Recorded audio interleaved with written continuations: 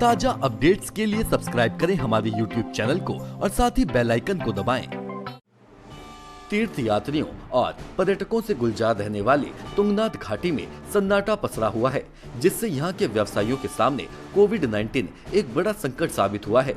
पंच केदारों में तृतीय केदार के नाम से विख्यात व चंद्रशिला शिखर की तलहटी में बसे भगवान तुंगनाथ के कपाट खुलने के बाद भी तुंगनाथ घाटी के यात्रा पड़ावों व खूबसूरत हिल स्टेशन में सन्नाटा पसरने से स्थानीय व्यापारियों को भविष्य की चिंता सताने लग गई है। वर्ष भर सैलानियों, तीर्थ यात्रियों व प्रकृति प्रेमियों से गुलजार रहने वाली तुंगनाथ घाटी में विगत 2 माह से सैलानियों की आवाजाही ठप है। वहीं स्थानीय व्यापारियों के सामने 2 रोटी का संकट बना हुआ है। आने वाले दिनों में यदि केंद्र सरकार की गाइडलाइन पर प्रदेश सरकार द्वारा स्थानीय तीर्थाटन व पर्यटन व्यवसाय को बढ़ावा देने के प्रयास नहीं किए जाते हैं तो क्षेत्र का पर्यटन व्यवसाय खासा प्रभावित हो सकता है। कारण तुंगनाथ घाटी को प्रकृति ने अपने अद्भुत नजारों से सजाया व संवारा है। पूरे देश में मिनी स्विट्जरलैंड के नाम से मशहूर खूबसूरत हिल स्टेशन चोपता इसी घाटी में विद्यमान है। इसलिए अधिकांश गढ़वाली फिल्मों का फिल्मांकन तुंगनाथ घाटी में फिल्माया जाता है।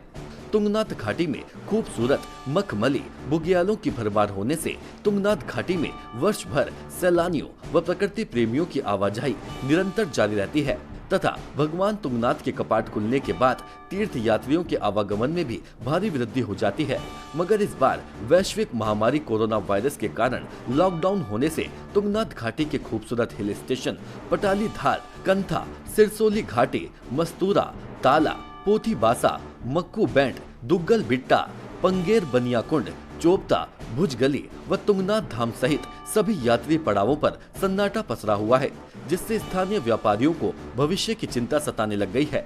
स्थानीय व्यापारियों को उम्मीद थी कि तीसरे लॉकडाउन के बाद स्थानीय पर्यटन व्यवसाय को बढ़ावा देने के प्रयास होंगे, मगर चौथे लॉकडाउन की गाइडलाइन में भी तीर्थ व पर्यटक स्थलों की आवाजाही पर रोक के यथावत रहने से स्थानीय व्यापारियों के अरमानों पर पानी फिर गया है।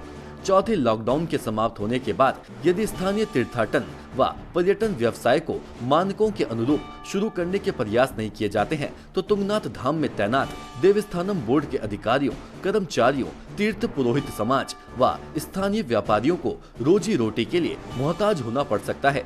प्रकृति प्रेमी रमेश चंद्र गोस्वामी ने बताया कि तुंगनाथ घाटी की खूबसूरती को निहारने के लिए मन में बार बार लालसा बनी रहती है।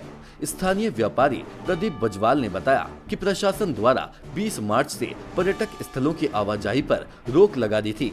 2 माह से अधिक समय गुजर जाने के बाद भी पर्यटक स्थलों की आवाजाही पर रोक लगी हुई है।